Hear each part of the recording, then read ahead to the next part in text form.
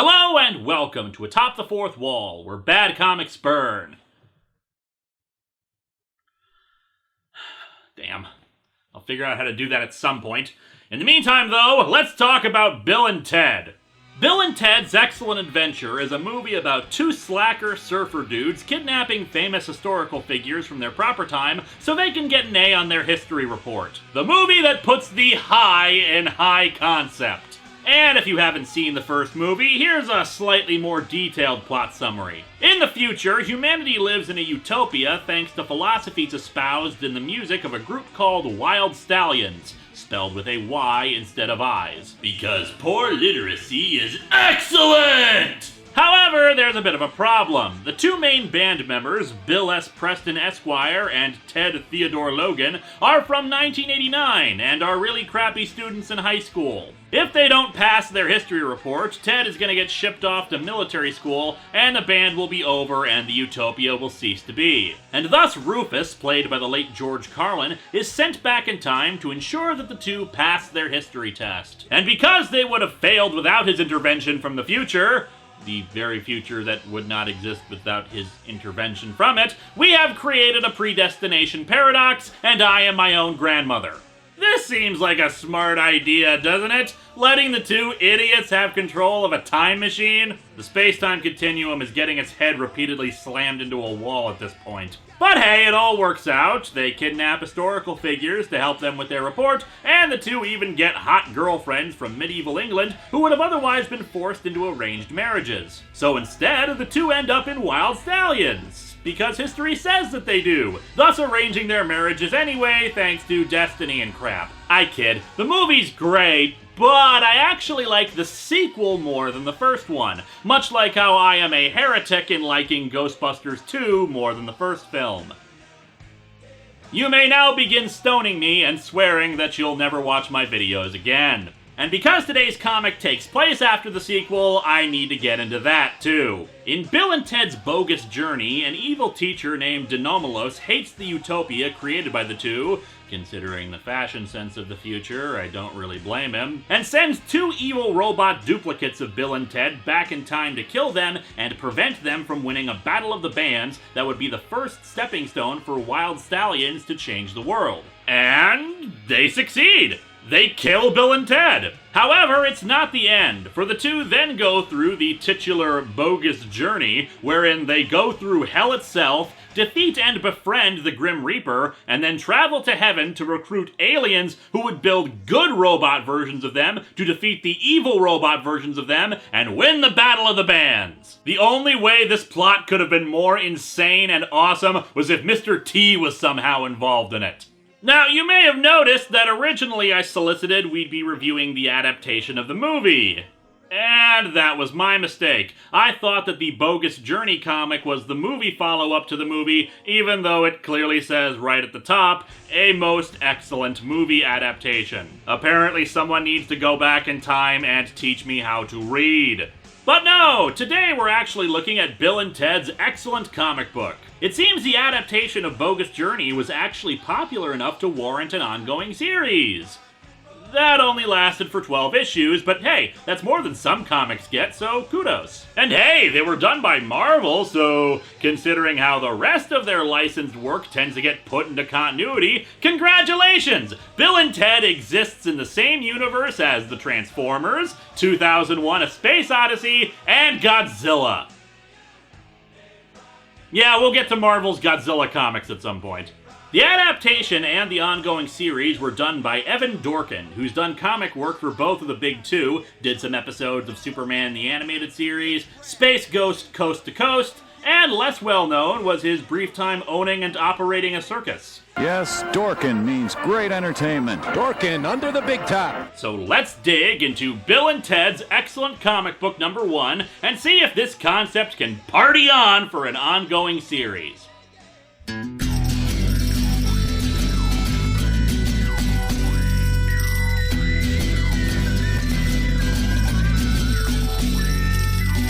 Welcome to Atop the Fourth Wall, where bad comics burn.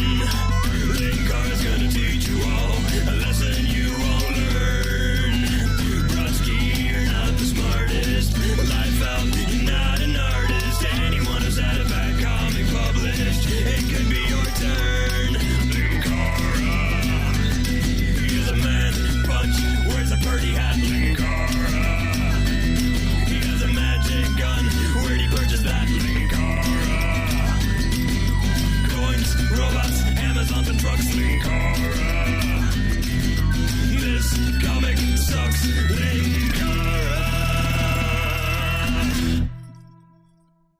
gave rock and roll to you.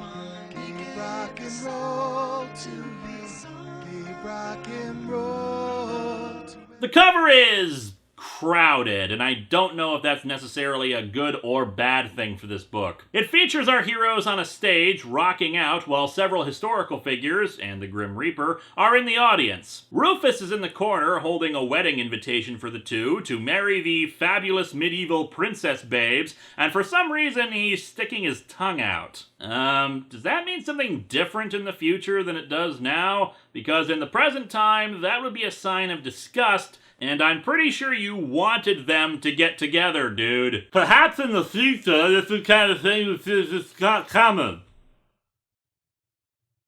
I think my real problem with how crowded and busy everything is comes from the title. It's not very well separated from the rest of the cover and is kinda hard to look at. However, I will give props to the issue number. Totally resplendent, triumphant, stellar, non-heinous, non-bogus, most classically excellent first issue. The two may have sucked at history, but you cannot fault them on their vocabulary.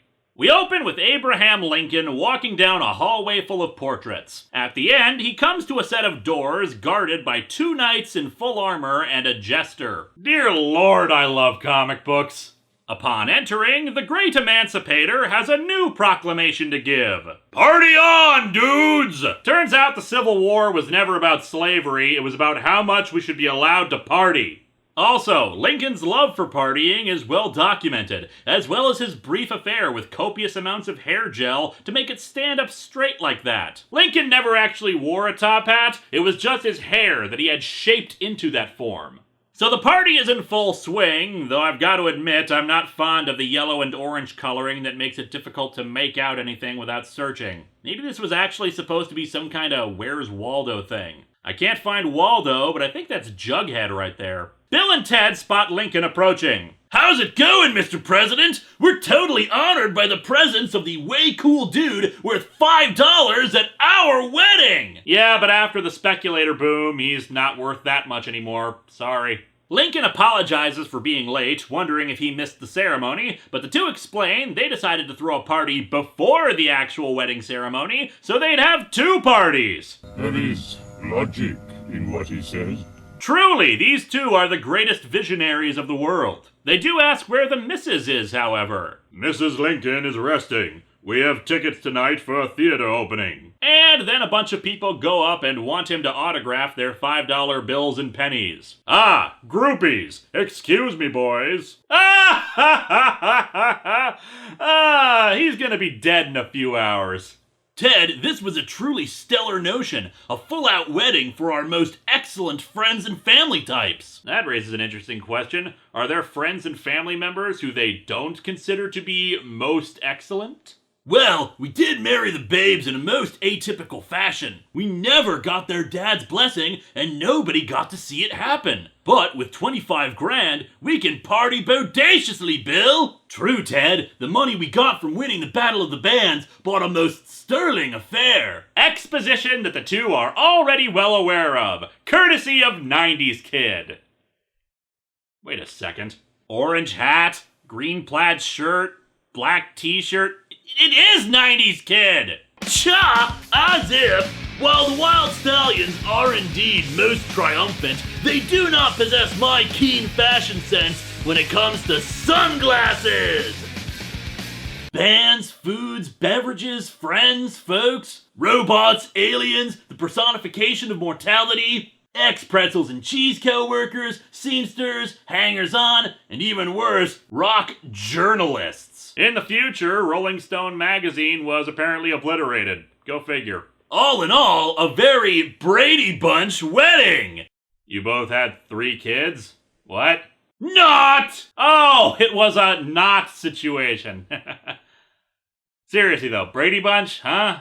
They exposit further that Rufus has gone back in time to get the parents of the two princesses, as well as their favorite medieval music group, since they're afraid the parents won't be hip to their music. Meanwhile, we spot the rest of the party guests, like Socrates in a mosh pit, Genghis Khan munching away on hot dogs, and Joan of Arc looking rather uncomfortably at a rotisserie chicken that's burning over a flame. Weird babe, Ted. Truly unstable. Ah ha ha ha It's funny because she was burned to death at the stake.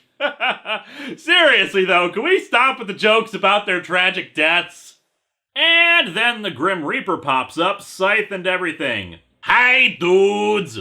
Also, he's a skeleton. Yeah, the adaptation of the movie had him in the traditional skeleton look, and it kind of works for the comics, I think. My funny friends, I am so happy for you. Oh man, dude, your breath. Have you been to the bar? No comment. I wanna play you again for your lives. Have found new game. We play Angry Birds, yes? Take it light, Death. Don't drink and reap. I no work today. Today I'm off for a wedding. See you later, dudes. Ted. What? Don't fear the Reaper. Lincoln, dude, good to see you again. How's the head? Okay, that was funny. Hello, my friends. While we wait for these commercials to pass, I will entertain you all with a song. And now we're back. I hope the song entertained you. Meanwhile, in the past, now there's a weird thing to say, Rufus is bringing the royal musicians along for the wedding, and good lord, what the hell is he wearing? You know, Bill and Ted's philosophical teachings about being good to one another are just fine, but maybe they should have written a song about not wearing weird-ass techno collars and shoulder pads that say bestest man on them, or the power boots that look like they have their own mini white tuxedos on them. Oh, what the hell am I complaining about? Still a better future than Sci-Spy. The two remaining members of the royal musicians, lute players, have been attacked and their clothes stolen. As it turns out, their attackers, named Jeffrey and Linus, are the ones who the princesses were originally betrothed to against their will. They suspect the two are in danger and are hitching a ride in the time machine to get them back. Back at the party, Napoleon is complaining about a dessert being named after him that's too small and light. Freud, naturally, is nearby to take notes. Socrates is accosted by... Sweet merciful crap, what the hell? A clock with arms and a face and... There's a time and a place for mucking around. No, Don't Hug Me, I'm Scared is not nearly as frightening as whatever the hell that is. I mean, did Mr. Computer from Captain Electron breed or something? What in God's name am I looking at? Actually, no, not God's name. I have a sneaking suspicion that God had nothing to do with this. Meanwhile, our heroes are showing off their kids to their parents. Yeah, long story short, they traveled through time briefly to become expert players, and the intervening time allowed them to get married and have a kid each. Rufus arrives with the musicians, saying he'll be right back with the parents, and the lead player warns that if they're not approved by said parents, heads will roll. Whoa, frosty reception. What's with that head-rolling deal? Not sure, Ted, but I think we're going bowling. Yes, you will.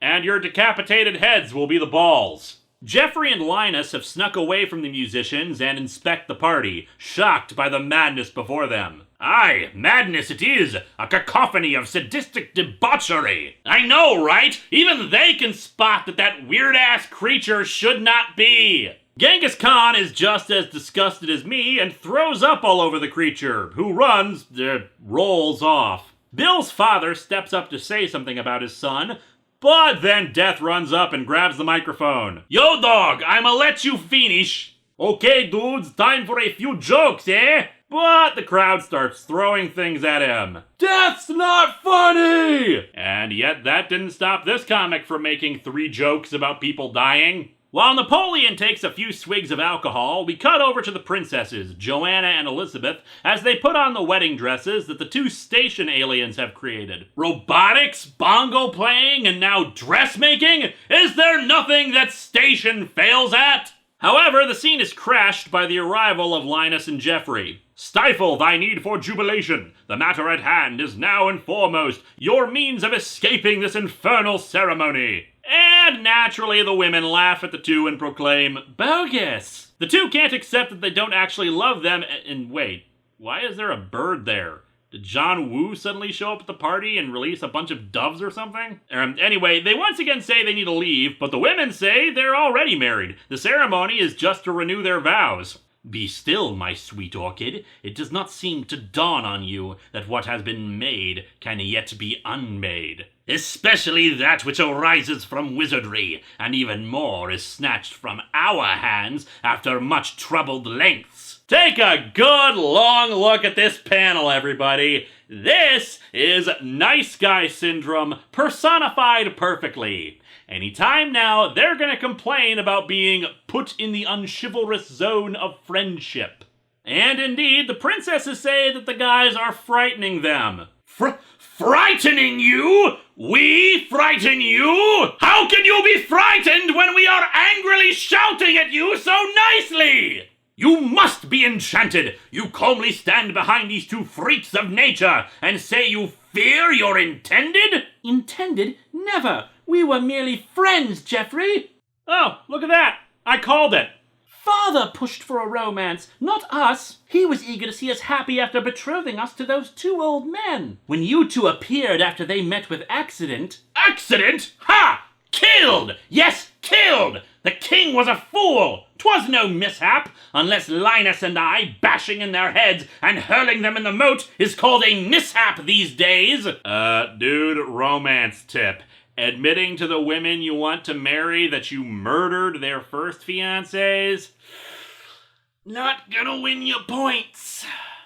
They admit they'll happily murder lots more people to win them back, but they'll be satisfied with just killing Bill and Ted. Fortunately, Station saw fit to equip their veils with steel lining or something, since the two used them to promptly knock the two assholes out. Back at the party, Death is talking to Socrates. Hey, Socrates, it's Thanatos, member? How's it going? Hey, I got a joke. How many cyclops does it take to screw in a light bulb? And no punchline. He just drinks so much it even comes out his eye sockets. Hey, I got another one. Seems that the Eremantian boar walks into this bar, see? Oh dear lord, I want the Grim Reaper at any party I'm at. Bill and Ted walk out in oversized tuxedos that even they admit are too large. Yeah, a bit too new wave for me, but it's all the rental had. I guess the David Byrne-themed wedding just isn't popular this year. The two go up to the altar and the princesses arrive. And so everything goes well until, naturally, the speak now or forever hold your peace part and the assholes have returned, now wielding fencing swords. They challenge the two to a duel, but Bill and Ted are not quite understanding. Cease your prattling, you filthy mongrel! I demand honor! Huh? What'd you say? Be still, foul spawn of warlocks! Your mere taking of breath bespoils the very air! Says the admitted murderers. I can't understand a word you're saying. Speak English, dude. I speak the Queen's English, you fool. Queen? Cool, dude. Bill, Queen does that Bohemian Rhapsody tune. Crossovers that never happened but should have. Bill and Ted and Wayne's World. They reiterate they want to duel with swords, but Bill and Ted think they're safe because they don't have any swords. Unfortunately, Genghis Khan and Napoleon volunteer their own swords for the task. Bill's dad volunteers to just arrest the jerks, he even has a gun, but, wait, he calls Ted his son, even though that's clearly Bill's dad from before. Anyway, Ted says this is something they have to do, and they begin dueling, with Ted unfortunately not faring very well, and Death just refusing to get involved. Dude, check me out! Dueling noogies! Ha! Where's your Queen's English now, jackass? Me help, attacked I'm being. Hitting me, stop you must. God dear bleeding am I. Break my leg, think I did you. They manage to evade for a while, but eventually the two are able to disarm Bill and Ted and get ready to kill them. Fortunately, Billy the Kid brings out his own gun and tells the two to scram. They admit defeat, and Billy offers to buy them a drink to drown their sorrows. The wedding continues, but there's another interruption, this time from Rufus, who has arrived late, which is a pretty spectacular feat to accomplish considering he has a time machine. He's arrived with the princess's parents, who admit to have seen the entire fight. And upon the fact that Bill and Ted are, well, scrawny idiots, but were willing to risk their lives to protect the princesses, they happily grant their consent to the wedding. And thus they are pronounced men and wives. However, Geoffrey and Linus can't admit defeat after this, and try to stab them again with swords. But it turns out they accidentally stabbed the good robot Bill and Ted and are electrocuted. And now they're dead. Apparently the fact that they're dead is the last straw for the Reaper, and he gets an idea. I feel sorry for the dead dudes, even though they tried to make us dead dudes. Yeah, if I lost the babes, I'd be kinda bummed out myself. Ted, you mean you'd embark on a self-destructive path of murder and mayhem? Nah, I'd probably fall into a morass of self-pity and torture myself by watching reruns of Mr. Belvedere. 80s sitcom references. Some things will never become dated. And so our comic ends with some bad news. It seems the Grim Reaper stole the time machine and has officially quit. And so no one is gonna be dying anytime soon. And also, why is everyone bunched up like this really weird? And the two realize that they've got to go and find Death before he wreaks havoc with the time machine. This comic is actually pretty enjoyable. I mean, it's no great work of fiction, but it's Bill and Ted. It's actually pretty funny for the most part. The plot is straightforward and logical, and continues the characters' shenanigans well in a cartoony manner. Speaking of, I think the art is probably the only real flaw of it, if you can call it that. The cartoony style is fine, but a lot of it looks crammed together and crowded, and the colors are not exactly pleasing to the eye in a lot of spots, although that's probably more the fault of early 90s coloring than anything else. So anyway, yeah, let's try this one more time before the credits.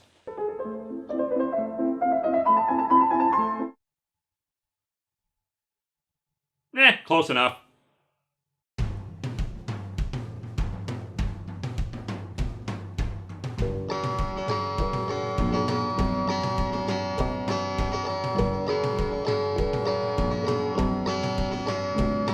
I'm sitting on my couch reviewing comics.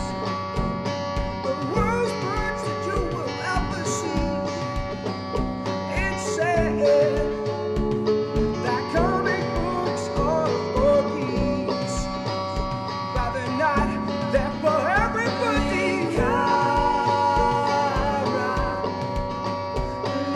Linkara.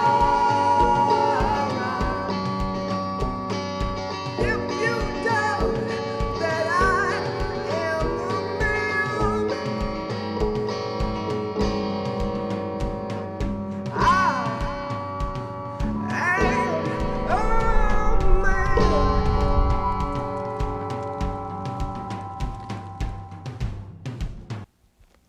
Hit. A hit. You have sunk my battleship.